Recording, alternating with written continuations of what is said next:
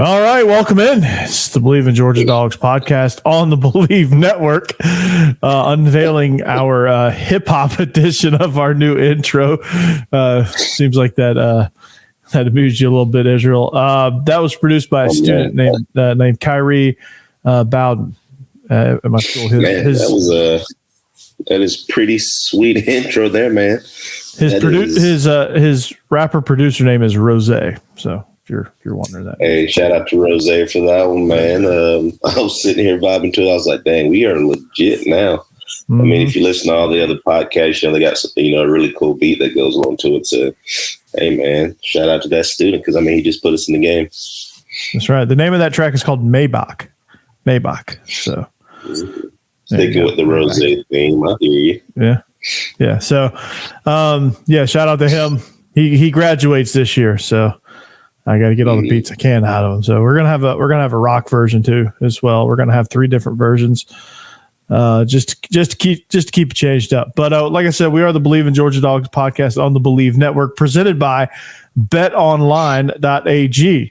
Well, Super Bowl's over, but that doesn't mean you can't bet on football. You got XFL entering week 2, so that's a little bit fun. You got the NBA about to get off their All-Star break hiatus.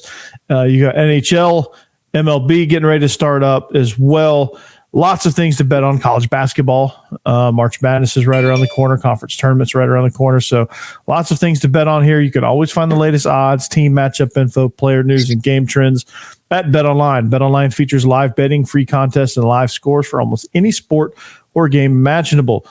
We're the fastest and easiest way to bet all your favorite leagues and events. So head to betonline.ag to join and receive your 50% welcome bonus with your first deposit. Make sure you just use that promo code BELIEVE, BLEAV, to receive your rewards. BetOnline's where the game starts. So, dude, we got a fairly action-packed show, man. I was looking through the things and I was like, okay, well, there's not a ton to talk about, but then then I keep seeing all these character issues arise for one Jalen Carter. So I keep seeing these mock drafts having him go number 1. So how could somebody there was a horrifying character issue story that I saw today. All right, on Jalen Carter. This is not good, right? He may not get drafted based on this story. So get this. He paid for a walk-on's meals all season long with his own money. Yeah. I tell you, man, that's just a sign of a guy you can't trust. He's a me guy. Can't do it. Mm-hmm. Very selfish guy that just doesn't care about his teammates, it sounds like. And if I was an NFL organization, I wouldn't want a guy like that on my football team. No, not at all. Especially with, all these analysts coming out with all these character issues. And this proves, that they are lying. That's what it proves. It proves that these people do not know what they are talking about. What person, good-hearted person who has character issues will pay for a walk-on's meal for a very long time, apparently, because, the story literally just came out. So you're telling me a kid who has character issues is out here out of the kindness of his heart paying for meals? With his own scholarship and NIL money? Yeah, it's just something I think that was trying to get clicks and headlines and things. Todd McShay was way off. I think there's plenty of people attacking him on that. So, and also Jordan Yates, former Georgia Tech quarterback, came out on TikTok and was talking about what it was like to play against the 2021 Georgia defense, which was statistically the best defense ever. But he mentioned Jalen Carter's savage trash talking by saying, quote, "Y'all aren't prepared. Y'all just weren't prepared for this game." Yeah. That's the story he told. Like, he could have said anything, and he probably does say more stuff, but like, for him to point that out particularly, come on. Yeah. Let's be real. I played against a guy by the name of Brandon Spikes, who said some of the most savage things I've ever heard on a football field said to another human being. Okay. Now, when he was being drafted, I never heard any character issues, which obviously we know the whole story that came out, during that time, but that's neither here nor there. But you have a guy who hasn't been in trouble, who the coaches have raved on, who other teams have raved on. And now you're saying he has character issues. I wonder where these character issues stem from or where they've come from, because I have heard nothing about Jalen Carter. I hadn't heard anything about any of our team up until recently, which, by the way, the spring semester is a very, very dangerous time. Well, there was an arrest that we'll get to here in just a little bit, but for Jalen, I mean, I've never heard of him get in trouble. Never heard coaches talk bad about him. Never heard teammates talk bad about him. Not even a TikTok or nothing has been made about Jalen Carter, but all of a sudden he has character issues. I don't understand it. I mean, man, like you said, maybe it's clickbait, but at the end of the day, I mean, this is what I don't understand. If the kid has done nothing, then why mess with his reputation? I mean, if they've got to find some way to poke holes in it, I guess, because you're not going to get ratings just raving about him the whole time. So you got to find something to poke at, I guess. That's my only theory. But just looking at Jalen Carter, most of the talk lately, thankfully, has been whether or not he'll go number one or not. Now, because of the quarterback situation and because of what the Bears could possibly get for that number one pick overall, and people desperately wanting to jump ahead of the Texans to draft Bryce Young, I do not think Jalen Carter will go number one. I think him and Will Anderson are like a 1A, 1B type. Both are one overall type talents. I think Jalen Carter will end up in Chicago, but if Chicago ends up trading back with the Colts, I think you'll see Jalen Carter go number 4, if not number 3 to the Cardinals, because I think the Cardinals are looking for something on defense. But I think you're going to see Will Anderson, Jalen Carter go 3 and 4 in some order to the Cardinals and to the Bears, because I think if Jalen Carter goes 4, I think the Bears are picking him there. I don't know that the Bears are going to pick him number 1 overall. I think there's a scenario where the Bears could trade Justin Fields and stay in that spot and draft Bryce Young. Who knows? But what Jalen Carter is, what I love about him and why he's in this spot, because defensive tackles rarely are top 5 worthy, and the ones that do go top 5 have all the combine stats and strength numbers, but can't play a lick. There's very few of them. But Jalen Carter, to me, has a unique ability to rush the passer effectively. He's great against the run. He moves extremely well, and he's highly football intelligent. So, and maybe even highly intelligent in general. I don't know what his GPA is at Georgia. I'll be honest on that one. But to me, a lot of things when you watch his tape, I mean, just the way he gets off the ball, the way he uses his hands, the way he can bench press offensive linemen. I mean, Israel, you saw that play in the Tennessee game where he literally threw the center into Hendon Hooker. Mm-hmm. Yeah, it should have been a safety. It definitely was a safety. I was there. I saw it personally. It was definitely a safety. For a guy like Jalen Carter, I mean, you got to understand, we were talking about Jordan Davis last year. He's being a top pick and things like that. But, you look at the versatility of Jalen Carter. I mean, it is way bigger than Jordan's was. Jordan was just a force in the middle. I mean, you can put Jalen Carter at – you can use him anywhere. You can put him at end. You can put him at 3 technique. You can put him as a shade, as a nose. He can play, different places within that interior. I mean, he's a 3-down lineman. Absolutely. And he is definitely, just animal in the middle, of that defensive line. And he's great at going east to west. He was chasing down screens this year, rushing the passer, just the different intangibles, that you want a defensive lineman. He is, I mean, we're going to miss him. He kind of stepped into that role this year up front. Jordan was gone. Nolan got hurt. So he was like, hey, man, let's put this thing on my back and let's roll with it. There were times, where he was a little bit gassed. And you could really tell, when he was gassed. But as the season went on, you could tell he really worked on getting in shape, because if from the naked eye see it, of course he knows the NFL scouts and everybody else sees it too. So I think he really honed in on that. I mean, he played balls to the wall for the rest of the season. So you can't knock a guy like that. I mean, he's definitely a first rounder, definitely a top 5 guy. It depends on how everything falls with all the trades and everything, of course. But in my opinion, he's definitely, a top 5 guy.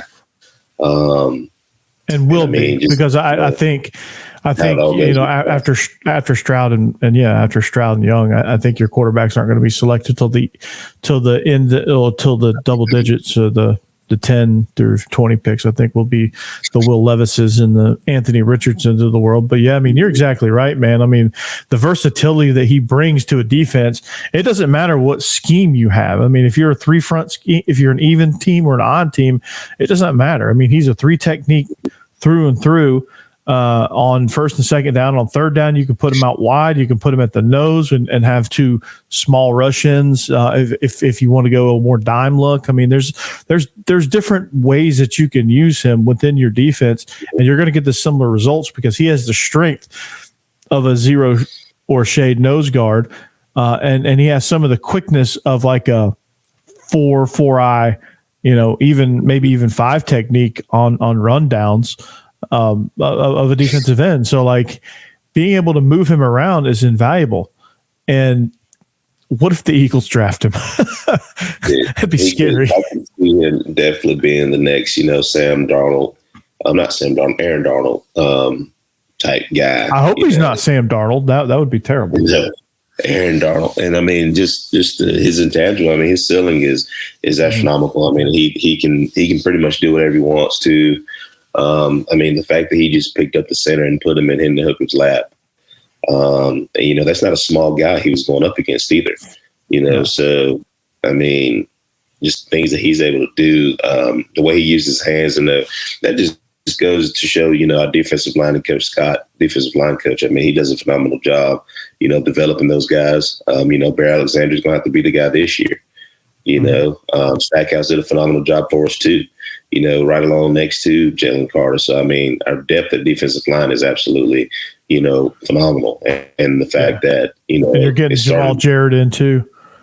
Yeah, and it's really starting to get noticed now because, I mean, our guys are getting drafted, not just in like the 4th or 5th round. No, these guys are going, first through 3rd round, first, second day guys, So if I'm a defensive lineman, and I think I'm the man, I'm going to Georgia because, I mean, we have a top-notch program, number one. We're a 2-time national champion.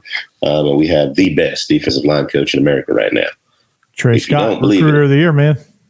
I mean, if you don't believe it, look at last year's draft. His two starting interior defensive linemen went in the first round, Jordan Davis and Devontae Wyatt. Yeah. But on your Bear Alexander point, what's that? He said one just played for a Super Bowl. Yeah, one just played for Super Bowl. Started into the starting lineup toward the end of the season. So, I mean, there's proofs in the pudding, man. Mm-hmm. No doubt. Sorry to cut you off there. Players. Kirby can't do it, no. And some of y'all said that. Some of you guys out there said that. Kirby never just develops these players or anything like that. All right. Okay. Well, yeah, a lot of people in the NFL right now. A lot of people making a difference in the NFL.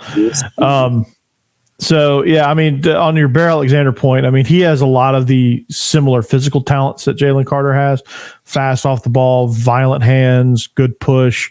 Got to work on his stamina, but I think his football IQ's got to develop more as he grows into that role. I mean, he was just a freshman last year. So, I mean, the expectations are, the ceiling is real high. Yeah, it was just a freshman. The expectations are high, but I think if he develops the mental side of it, I think his physical strengths and his physical skills will continue to develop under Trey Scott, and his strength and speed and footwork will continue to develop under Coach Sinclair and his staff.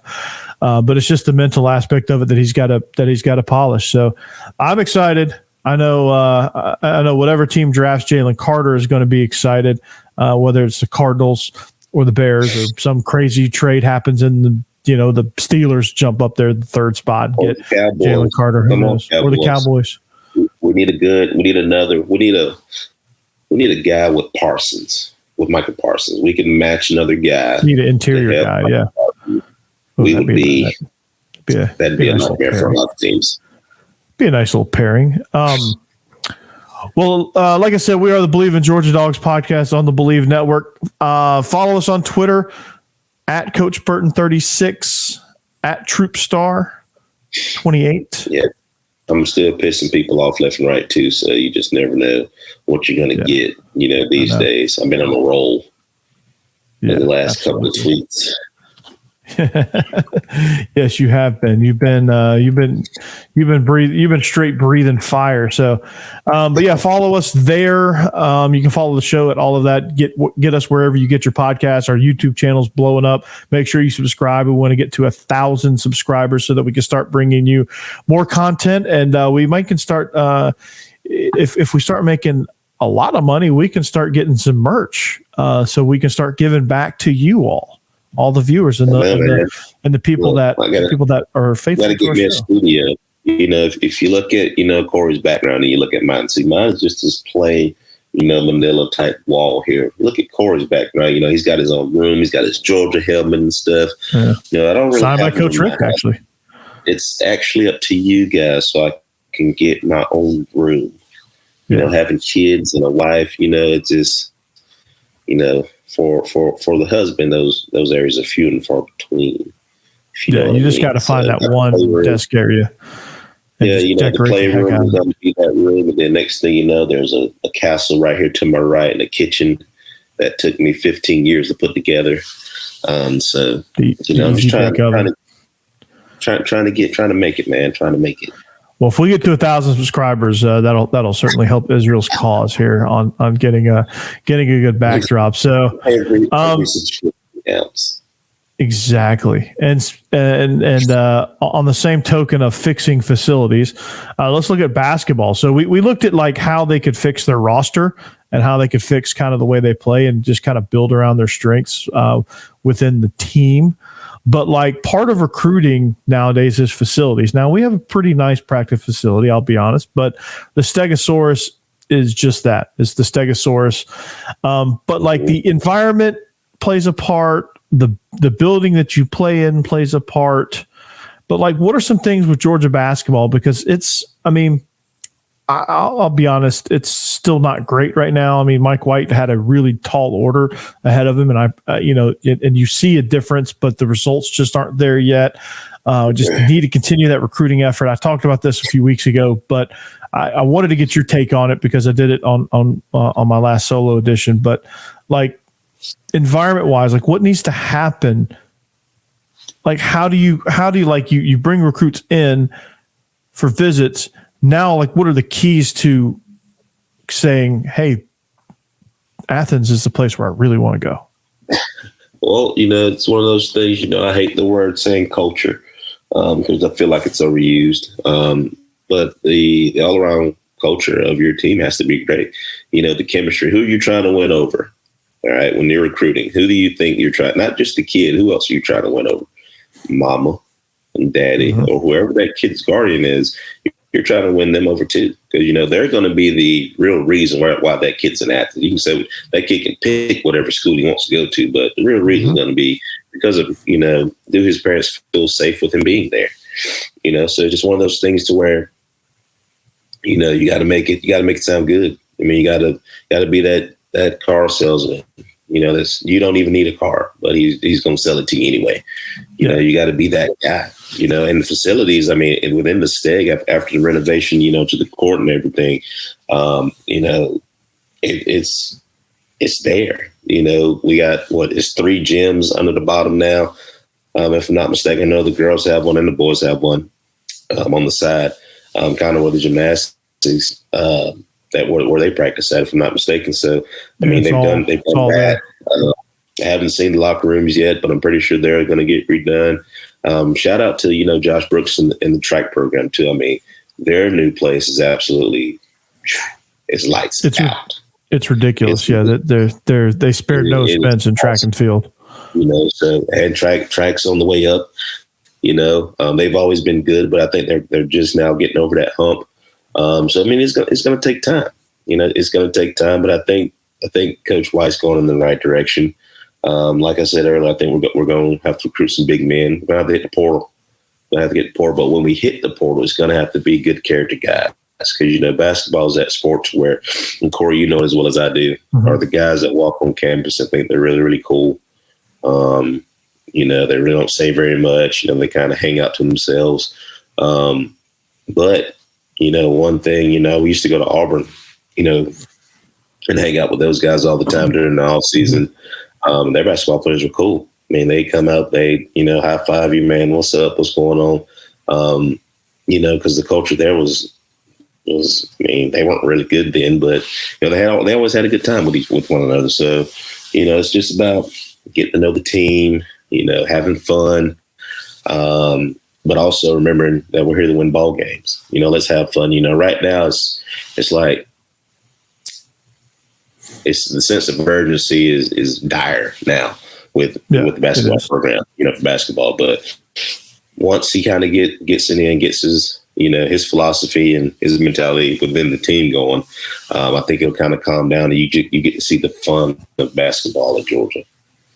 Now, my question for you, I mean, to get that fun back, I think part of it is just packing out the Steg and getting people to come. Like, I don't think enough people show up. I don't think enough students show up. So, like, what are, like, because and to be real, the last 4 seasons, they haven't had much show up to. The Tom Crean era has been pitiful, and then the Mark Fox era wasn't great before that. But what, I mean, like, your struggling program, and I guess this is why Josh Brooks gets paid the big bucks, but you're a struggling program where the director of basketball operations there.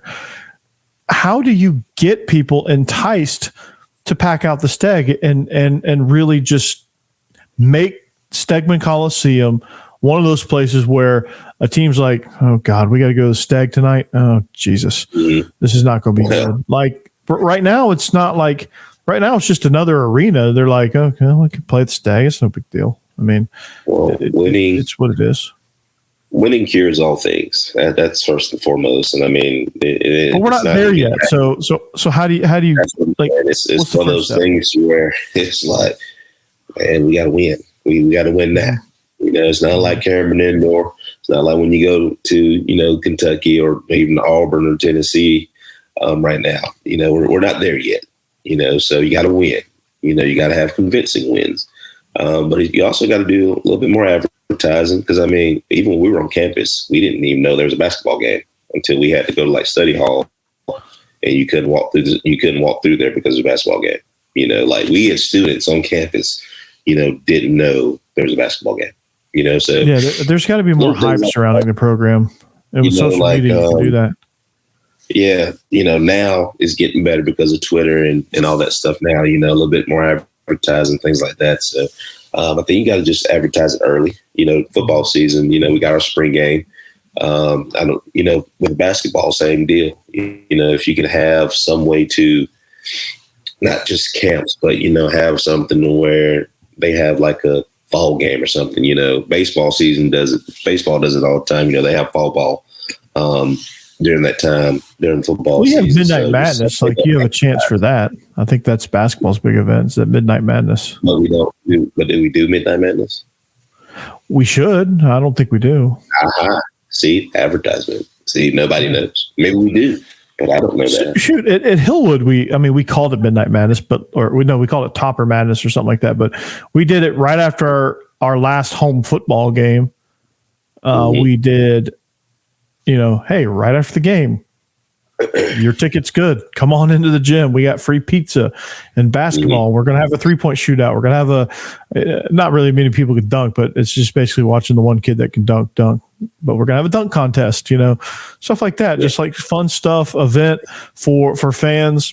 Maybe make it after like a 3:30 game in the fall, where it's the first available, you know, it's got to coincide with the first available day of practice. Like I think it'd be legal to do it earlier than that, but you got to figure out when that time period is, and then do the Midnight Madness event. And I just think you need more pub. I think social media needs to hammer basketball more. Yeah, like if you could do it the night before, you know, the first football home game, you know, so like, hey, everybody's gonna be in town anyway. All right, boom. We're going to have Midnight Madness tonight leading into the game. after that, or the next day, just something like that to kind of get everybody excited about basketball. Because there's nothing really exciting about basketball. I'm excited for basketball now, but for over the last 10 years or so, let's see, it's 2000, last 10 years, there's been nothing to be excited about. Right, exactly. I mean, it's so you're going to have to create some excitement around men's basketball. The girls have always been exciting, so you're going to have to create excitement around the boys' side, and unfortunately, you're going to have to win ball games in order to do that. If you want quick results, you got to stack some wins, yeah, of course. But if you want little results here and there, advertise. Make it student night, make it student athlete night. Invite. You can walk right across the street over there and get everybody at study hall. All the counselors, all the tutors. Mm-hmm. Come on in here. Just little things like that. And then word of mouth gets out like, hey, they did this. And, because like I said, I don't know when there's a basketball game. Yeah. Unless I look for it. But I know when Kentucky's playing. I know when Auburn's playing. I know when Tennessee's playing. I know when Vandy's playing. Those are just people in the SEC. Mm-hmm. When South Carolina girls are playing. Hell, I know when our girls are playing. You know what I mean? So it's just one of those deals where you don't know who and when and where. Like the other night, I turned on the TV and it's like, oh, George Arkansas. Oh, shoot, we're playing. And we're getting shellacked on the road. We got to be a better road team. That's obvious. Arkansas was upset with somebody. Somebody got cheated on, and they decided to take it out on us because that was bad. Yeah, that was not good. But yeah, I just think also, I think rearranging the student section, maybe putting the students in the bowl side and not the flat side, maybe that might help too. Like, because the visitors bench is over there. Like, I think if we can I think we need to find the loudest possible spot for our student section. Yeah. So that they can make a camera on the visitor side, but up, if I'm not mistaken. Yeah. So they get all the bleachers, and then I think it goes just all the way. Yeah. And then I think the students, I think you see they end up lining the bleacher seats on both sides, because you can see on TV when they're jumping up and down. Like, we need some traditions like that. Not necessarily copy Duke and do the jumping up and down, but we need to be an annoying fan base when it comes to basketball. Like, we need to affect games. Like, if our fans can have fun and take pride, like when I was in high school, we did that for our basketball team. Like, we took pride in affecting the basketball games as the Flynn's Fanatics. We wore matching gold T-shirts and everything, man. We took pride in all that. If you came to the Palace on a Friday night or a Saturday, it was going down. Our student section was right on the side of the court, man. They had to rip that thing off, especially, my senior year, all the years that I played basketball, but shit, our student section was crazy. We were nuts, man. We were crazy. Needs to go to the games. Everybody needs to go to the game. The same fan base that'll bark in your face at a football game, same fan base that needs to support basketball. Yeah, that's the same energy you need. So, yeah, we were obnoxious, and teams hated playing against us because they knew that we were gonna ride every single player. We were gonna find something to just hammer down on you about. And one team in particular, we had nicknames for the entire starting five. We had this kid named his name was Michael Crane. He had a rather large head. He was a point guard. We called him Cranium. He was Cranium, right? Every time we touched the ball, Cranium, and then we pass it and we'd stop. Or don't you dare airball around us. Don't you dare airball. That was your night was over if you airballed against us. We would torment you until you made one. I never really realized it because I stopped playing after my sophomore year and kind of concentrated on two sports, but I never realized how crazy they were until I actually sat down one day in the student section. I was like, these people have lost their minds. Now, granted, they might have been 3 sheets to the wind while they were there. But I'm telling you, they stood up during the girls' game and the boys' game, hollered the entire time. And, you know, kids are too cool to do that nowadays. But those were the days of, you know, we had organized college, you know, obviously they do it, but like Duke has organized chants. Yeah, it makes they have a person. I'm pretty sure that's like a band director that sits up there and tells them exactly. Hey, we're going to do number 5. Everybody do number 5. Everybody gets a sheet when you come in of all the chances they're going to do word for word. I love that. Yeah, we had a cardboard cutout of Kevin Garnett that we took. You know, when Kevin Garnett was doing the milk ads. Got milk, you know, how that was in everybody's school. Well, we had Kevin Garnett in our lunchroom. We stole him. We put a T-shirt on him. Kevin Garnett was a Flynn's Fanatics. It was awesome. That'll do it. So, but I just think the fans, like, maybe the fans can take charge. Maybe there's a group of students that can take charge and just lead this thing, you know, like the student union, the Baptist student union that does the shoulder pads at football game. Like maybe like they can lead the charge in basketball and get everybody on board with, hey, let's organize a student section that's going to affect the game. Like maybe that's something. Spike squad. Yeah, the spike squad. Yeah, the dunk squad, or what could you call them? Something, I don't know. Figure it out. They're creative. So what we got to figure out is making sure we got to make it to May. Let's make it to May and keep everybody out of trouble before May. Make it to May. Make it to May with no arrest, and the 3-peat is on. Let's do it. Yeah, and I'm actually, sure this with Demis Johnson, I was like, dude, they got you on this one. Like there was. Yeah, that ain't good. You can't even say like, oh, they're targeting. No, bro, like you can't do that. No, you can't run away. You can't speed away. Like you can't do that. No. Yeah, that's gonna suck for him. Whatever that punishment is. And I bet that punishment is lovely. I bet he started today. Because what was it after Wednesday? No, talking Tuesday. Wednesday. Oh yeah. That punishment started this morning. Right now. He'll probably just go, Coach, can you just go ahead and suspend me? I can't do this. Like he might opt for the suspension after, like it might get so sadistic. Oh man. He'll be doing wheelbarrows in Sanford Stadium.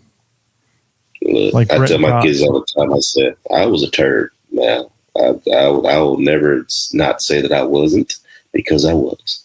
I'll never forget one day I'm doing stadiums on the track field, and Coach late for morning run. I'm already on number 10. Coach T, you're late. You know, that was the first thing I told him, and I saw him walking up the track. So I mean, I was a turd. You know, I never turned it up the way that they do now, but my turd was just I didn't want to go to class. You know, I answer this question. Okay, if you take a test, you're really good on the test. At what point does it make sense to go to class the very next day? Don't make sense to me. And it just never made sense to me to do that. Yeah, I've skipped my share of classes too. I mean, it's not – I mean, you're telling me a college kid is not tempted to skip class? You know, especially during the spring semester too. So spring semester, you just took a test. You probably just aced – hopefully you just aced the test. I don't know. Did you ace that? I did really well on my tests. But there's this thing called, you know, the clicker, you know, that I really didn't do well on because I wasn't there. Yeah. You were over against the clicker. That's how I got in trouble. Character issues. Yeah. If my character issue is not going to class, I mean, it is what it is. And you emerged from an alley too, didn't you? No, I was not. You never emerged from an alley? You weren't that guy? Mm-hmm. I figured you had some scooter violation. You had some scooter violation, didn't you? Like you didn't get out of there without one. I didn't have a scooter incident. Damn, you're lucky. You just didn't have a scooter. No, I had a scooter.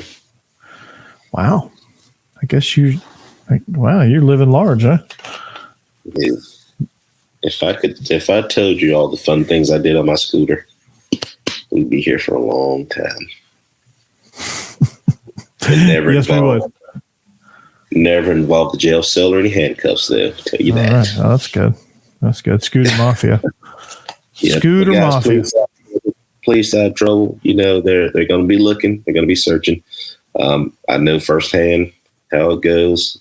Seen a lot of my teammates, get hemmed up because of it. But the main thing is just make smart decisions. Don't be drag racing down the street. This ain't Fast and Furious.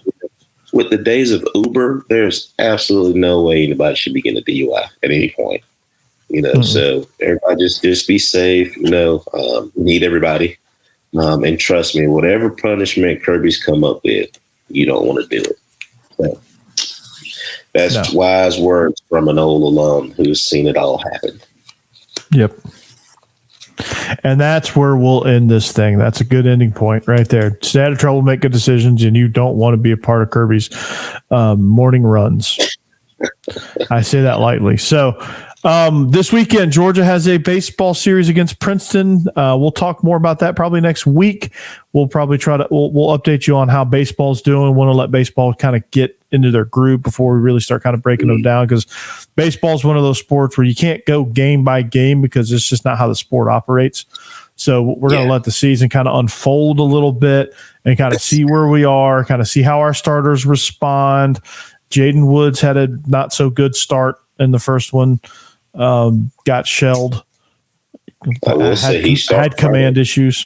Yeah, he's starting Friday against Princeton. He's starting today against Princeton. So this weekend, Princeton series. We'll see how that unfolds, and we'll talk about that plus more on our next edition of the Believe in Georgia Dogs podcast. So with that, I hope you guys have a great weekend. Make plenty of good bets on betonline.ag. You can bet on XFL. You can bet on college hoops. You can maybe even bet on college baseball. I don't know why you would, but you probably could. So we are the Believe in Georgia Dogs podcast on the Believe Network, presented by betonline.ag. For Israel, I'm Corey. We hope you have a great weekend. Until then, go Dogs.